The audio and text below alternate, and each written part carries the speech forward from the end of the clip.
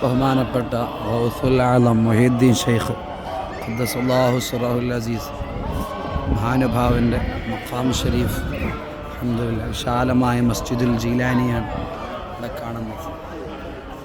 ഇടത് ഭാഗത്ത് മഹാനുഭാവൻ്റെ രണ്ട് മക്കൾ, അവരുടെ മക്ബറ കാണും.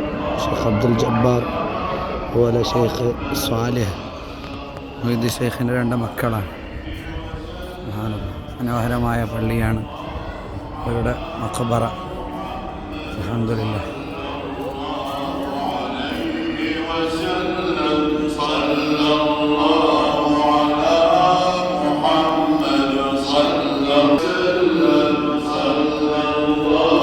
അവരുടെ നസബ പരമ്പരയൊക്കെ ഇവിടെ എഴുതി വെച്ചിട്ടുണ്ട്.